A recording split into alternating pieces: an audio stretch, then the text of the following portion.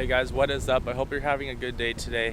As you can see behind me, we got the 2021 Lotus Evora GT review today. I'm basically going to go through all the options and cool features. I'm going to take it out for a test drive, and then I am going to give you my final verdict on this car. So without further ado, let's get to it. All right, so just going through the overview of this car. This is the 2021 Lotus Evora GT. Now, the Lotus Evora GT originally came out in 2020. However, the 2021s and the 2020s are pretty much exactly the same car. Now, this is adding on to the earlier Lotus Evora 400 and previous models, but the point of this car is to be more of a GT car. Obviously, you can see it in the name, and when you get in the car and you drive it and you feel it, it definitely does live up to its name. Now, in terms of just output and power and all that stuff, we have a mid-rear engined 2.9 liter V6 right here. You can see it through the little back window. It looks really good. It is supercharged, and it makes about 416 horsepower, so up 16 horsepower from the previous Evora 400. And then in terms of this performance numbers, I believe this car with the automatic gearbox, it does 3.80 to 60, and then if you get the manual gearbox, which this car does have, it goes 0 to 60 in about 4 seconds flat. And in terms of top speed, I believe this has about 190 mile an hour top speed, which is pretty good for this car. And in terms of weight, this car weighs about 3,100 pounds, so it is one of the lightest sports cars / supercars on the market right now. So in terms of the price, this car fully optioned out, along with many other Lotus Evora GTs, run for about $100,000 all in. The more option newer ones are going to be about $115,000 to $120,000. The older 2020 models that are, either used or they're just been sitting in the lot, you can probably get down to the mid-90 range. Now, I'm going to start off on the front end in terms of the design. So this car has a lot of air intakes, and it really adds to that aggressive feature. As you can see up here, we got these two massive air intakes right here, and then it's split by this middle black piece body paint right there. And then you also have more air ducts on both sides above the front fenders, and they just add a really cool sporty aerodynamic design to the car. And then obviously in the front right here, you got more air intakes. I really like the design on them, how they kind of do this like crisscross air intake design rather than just a typical slatted grill. It looks really good. Now, the one thing I do want to mention about the front hood right here is that it actually doesn't open. I think technically you can get it open if you're servicing it or something like that, but there is no button on the car to actually open it up. And I know you guys are probably wondering, if it's mid-engine and it doesn't have a frunk, then where is the trunk? Well, the actual trunk is in the back over here, which is, I think in my opinion, is the first car that I've seen have a trunk in the back. And it's actually sitting right here, and I'm going to open it right now to show you guys. If you want to open it, you just go in here, and there's a little button right here.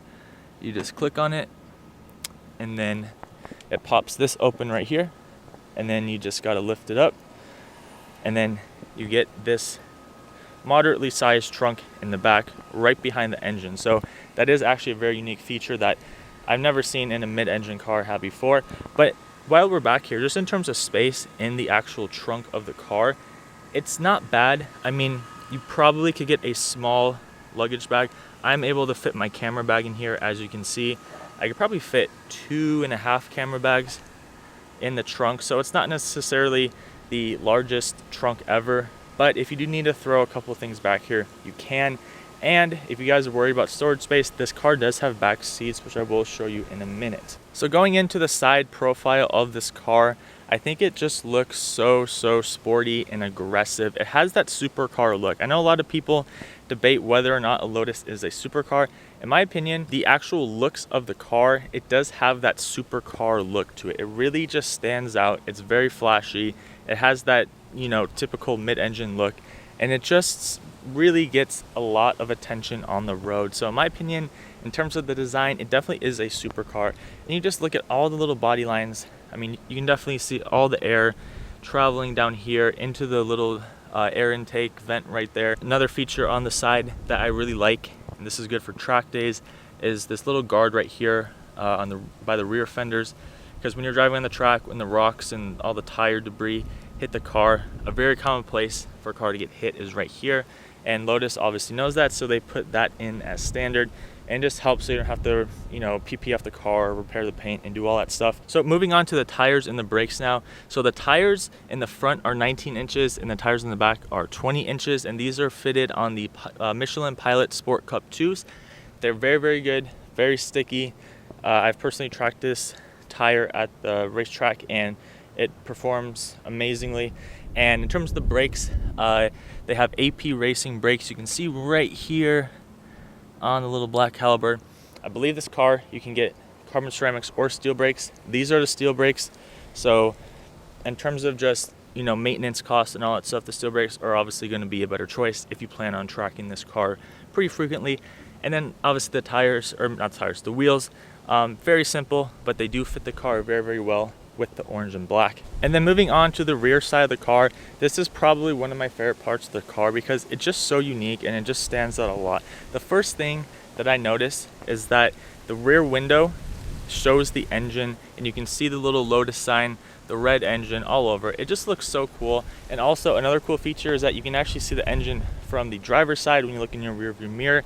When you're actually, I believe, when you either rev the car or when you upshift, you can see little parts and components moving, and it just looks really, really cool. And then as we move down over here, you can just see kind of the little air intakes all over the side and back of the car. And we get down even lower, then we get the rear spoiler. It does have 2 openings underneath it, as you can see right there and there. And it's just kind of contrasted with the black in the middle, which I think is really, really good with the body lines. And then going down here to the taillights. The taillights are kind of controversial because a lot of people think that they look old and dated. And there's actually an aftermarket company, I believe they're called GRP Aftermarket, and they make aftermarket parts for the Lotus. And they actually replaced these taillights with more LED looking ones, which definitely do make the car look a little bit more modern. But if you do prefer the retro kind of old school style lights, I think this car definitely fits that persona perfectly. And then going to the middle, you obviously have your Lotus sign and you have your Evora GT right below it. And then underneath here, we actually see that we have some carbon fiber bits and pieces. This whole kind of back section surrounding the license plate is all carbon fiber. The thing I don't like is that you do have these kind of bumper plastic pieces. I assume these are for regulations for the US. They definitely don't look the best, but you really don't even notice them in the back, especially when it's surrounded by all their carbon fiber. And then on the sides, you have these really cool air intakes that you actually see the tires as you go through. You can touch the tires, and this is also surrounded by carbon fiber, and it's on both sides of the car, which is really cool. And then as we get to the very bottom, we have this exhaust, which sounds beautiful, and we have this really cool looking rear diffuser.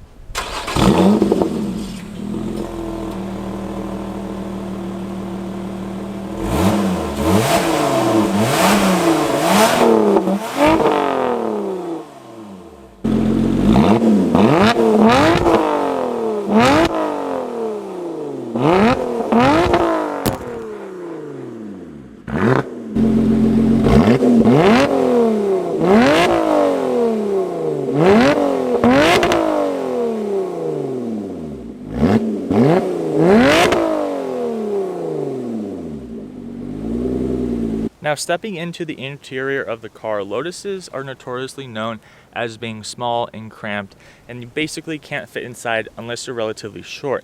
However, with the GT, they somehow managed to make the headroom and the legroom very, very big for a car of this size. So when I just get in here and I look around, a lot of people will say that the Lotus has that old school look, but then other people say that it's dated and it's not as luxurious and all of this stuff. But the thing is that the car's actually put together pretty nicely. You look at the car, you have all this leather and Alcantara all over the dash and the steering wheel, and just the whole entire car. You can definitely tell whether or not you like the kind of old school looking design with all the buttons in the middle and the manual gearbox and the kind of dated infotainment system. It actually fits the car very, very well. And it, in my opinion, it doesn't take away from the experience and the look and feeling of the car itself. All right, so moving on to the steering wheel, it's relatively simple. You basically have leather from the sides to the bottom, and then it goes into Alcantara, and then you also have Alcantara on the top. So the thing that I don't understand about this is that generally I think it would make more sense to have Alcantara where your hands are at and the leather where your hands are not going to be at. But in terms of durability and wear and tear, I guess that makes sense because the Alcantara, you're not going to be touching the top or the very bottom of the steering wheel as much as you are on the sides, especially if you're driving this car on the racetrack. So I guess it makes sense, but it also doesn't make sense. In terms of the buttons, it's really very simple. You don't really have anything other than just cruise control and speedometer settings. There's no, phone call and this and that on the steering wheel. It's very simple, and it's very refreshing to get in the car in 2021 that doesn't have all this, technology and confusing stuff on the steering wheel. So moving on to the tach and kind of the infotainment system in general, this car has a very, very analog feeling. Obviously, the only two things that I can see in the middle are the speedometer and the RPMs. On the side, you do have a little bit of digital, but it's not necessarily the highest tech. And you also can't switch through it and change your settings on either of these left and right screens right here. On the left side, it's very simple. You have your gas tank and your tire pressures. On the right side, it gives you the time, the temperature, and then the mileage on your car, and that's it.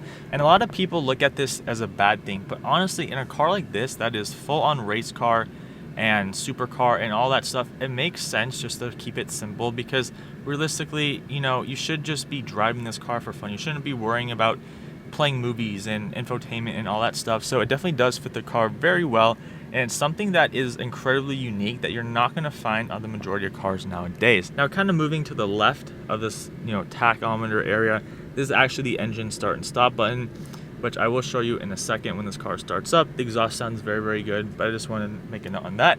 And then over here you have these buttons. Now you actually have seat heaters in these seats, which is very, very surprising considering that these are the carbon fiber bucket seats.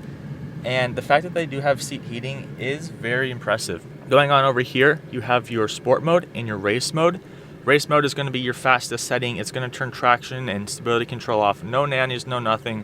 But you do get the loudest exhaust note and the utmost performance. Sport mode is a little bit toned down from race mode. You do still have traction on, but you still are going to be faster than when you're just in the regular mode, but you're not going to be balls out, full out, as fast as a car can go. You have your hazards, you have your door key lock, and then you have your exhaust button right here, which one thing I do want to note is that when you're in race mode or sport mode, actually leaving the exhaust button off makes the exhaust louder than when it's on. So realistically, the only time you want to use this to make the exhaust louder is if you're in normal mode, and that's when you press it and it makes the exhaust louder. But if you're in race and sport, you just leave it as it is and it'll already have the valves open. And then obviously on the far right, you have your passenger seat heater. Now, moving on to the infotainment, this infotainment could be a lot better. But in terms of just how it looks and how it fits in the car, they did manage to integrate it into the dashboard, so it's not sticking out. It doesn't look like a Mercedes or BMW or anything like that. They did manage to keep it in there and, not mess up the design portion of it. But in terms of just the functionality, it's not necessarily the most intuitive. I honestly am very confused on how to use it. I guess you have your radio, you have Pandora, you have your aux, you have your Bluetooth audio. But the one thing that this car does have on this infotainment system is Apple CarPlay and Android Auto. So basically, the majority of us, that's all we care about. We don't care about going through all the different infotainment settings. If we want to change our driving modes, we can go up here. You don't really need the infotainment like a lot of other cars like Porsches and Audis and BMWs and Alfa Romeos have. But this car does have a backup camera as well when you put it in reverse, which is helpful for a car this size, because if you look in the rearview mirror, you cannot see anything. I mean, you can see maybe a couple inches, but you really do need the backup camera in this car because the engine blocks your view. And I'm sure there is a lot of other things like navigation and all this other stuff, but to be honest, just using the Apple CarPlay is probably the best thing to do with this infotainment system. So moving on to kind of the center console right here, it definitely does have that very, very old school look to it. Now, when I say old school, I don't mean that it's dated and it doesn't look good. A lot of people like to equate old school with, outdated, it's not worth it, etc. But honestly, it just fits the car so well. And these are probably some of the most easiest and straightforward buttons to use. Up here, all you do is just turn it based on where you want the airflow for your air conditioning to be directed at, whether it's at your feet or your head or your chest. This is whether you want it hot or cold.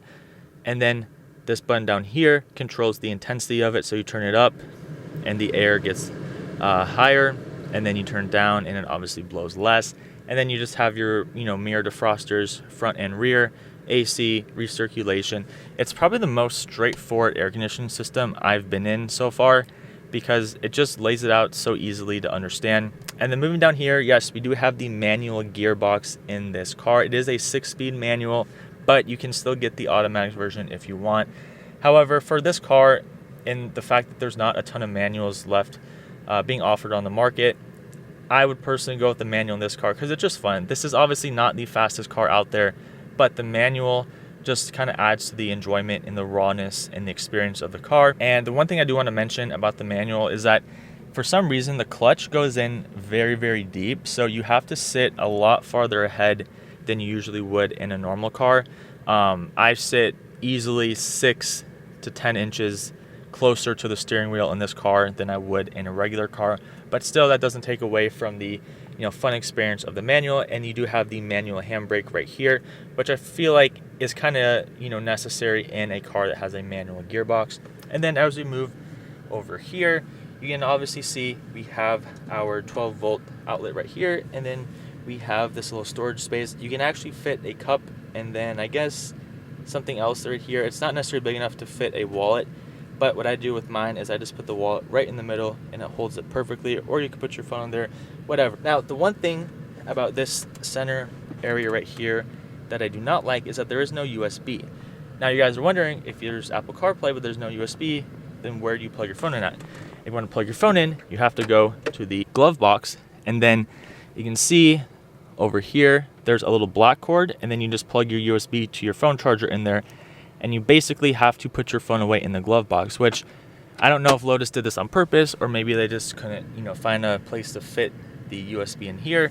But considering that you're going to be driving this car and you don't need to be looking at your phone, and you also have Apple CarPlay, it's not the end of the world that your phone has to be in the glove box. So now I'm going to show you guys the back seats in this car. Yes, this does have back seats, and it's a rear mid-engine car, which is actually quite unusual.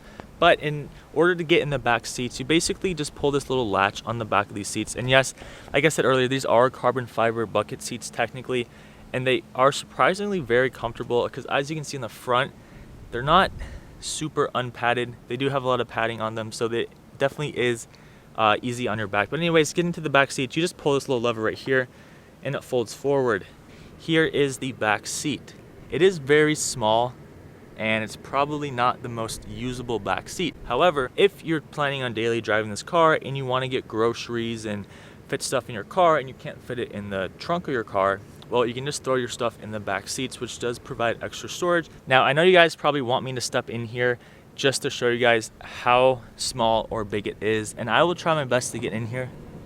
The hardest thing about the Lotus is getting your headroom. So yeah, so this is me right here. There's no way I could fit back here. I can't even pull the seat all the way up, and I'm not that tall. And in terms of where I'm at, my headroom, my head is on the ceiling right now, and I'm not even sitting all the way up. So definitely is not the most spacious back seat. But if you are somebody who is short enough, or you have small children, they probably could fit back here if the seats are far enough forward. All right, so we're gonna get to the driving portion of this video now, so let's get to it. All right, so I'm just gonna start this review off in race mode right now. I have it in race mode. You can see the little light pop up. I'm just gonna do that because I feel like this is an appropriate car to do that. Probably most people aren't looking at the regular driving mode when they drive this, so we're just gonna go in race mode. So the one thing that I do want to say about this car in terms of the manual gearbox is that there is no auto blip and there is no hard shifting, so you have to do everything yourself. You have to really be good at manual.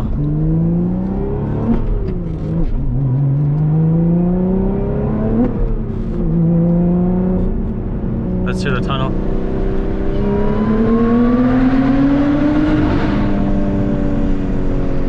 So in terms of the noise in the car, I know a lot of you guys are probably wondering, is it noisy? Is there a lot of drone? In race mode, the answer is yes.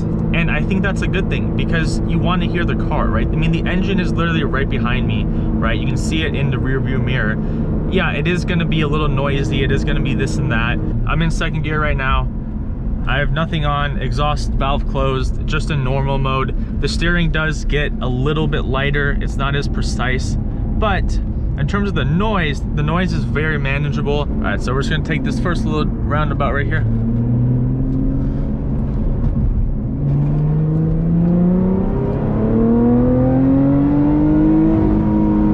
Wow, we go around this roundabout again. This is just a fun car, you know? A lot of people are like, oh, it only has 400 horsepower, you know, it's not that fast. Here's the thing, first of all, it's not slow. It's so light that 416 horsepower is really not that bad, you know? It's very rare nowadays to find a car that sounds as good as this stock, especially the fact that you can turn the exhaust off when you want it to, and it can be very, very loud when you want it to as well. But I mean, the manual gearbox, the old school styling, the nimbleness, the lightness, the steering, the hydraulic steering feel, by the way, which I forgot to mention. It's just such a pure sports car. And it's like, you don't even need the most power. You don't have to be drag racing people in this car to have fun. It's just fun just to take on a back road like this and just, you know, floor it, row through the gears, roll down the windows, listen to the exhaust noise. It's just a really, really fun car. So in terms of comfort, I know a lot of you guys are probably also wondering, how are the seats on your back? Can you actually drive this thing for an extended period of time? And the answer is yes. These are probably some of the most comfortable carbon bucket seats I've ever felt. Now, obviously, if you're taller and, you know, you don't fit as well in the seats and your head's touching the ceiling, then yeah, I mean, it's not going to be as comfortable. But if you're just an average sized person sitting in, you know, these bucket seats, they're really not that bad, to be honest. It's quite comfortable. I'd say it's very comparable to the Giulia Quadrifoglio seats, as in you do feel very tight and compact, but at the same time you have enough cushion right here. You know, I can feel the cushion. You know, you can push it down. It's not like it's just flat carbon fiber seats, right? It's not like it's like a Lamborghini or a Porsche, for those of you guys who complained in the comments about it. Carbon bucket seats. Kind of just feeling how this stands up against its competition. Obviously, the most direct competitor would be the Porsche Cayman GTS, or even maybe the GT4.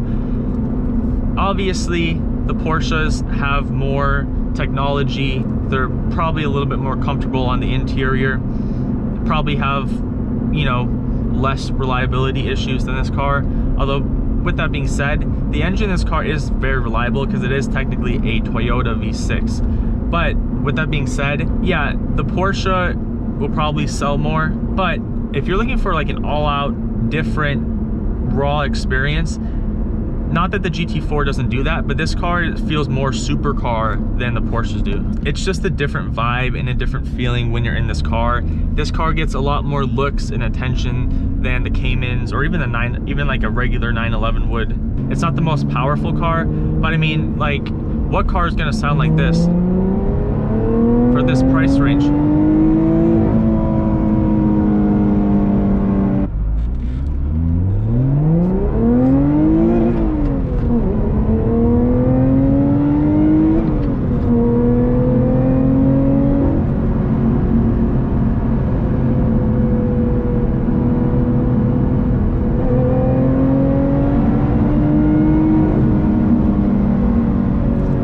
Just takes the corner so easily, you know. It just like, it feels like a Formula 1 car just taking a corner. It's so light. The hydraulic steering feels so good and so direct. I mean, this car, you can easily throw around corners at such high speeds that it really makes up for the lack of power, or the lack of power that it's supposed to have. I mean, just the way it takes this corner, I mean, I'm not even really trying to take it that fast, and it just feels so good.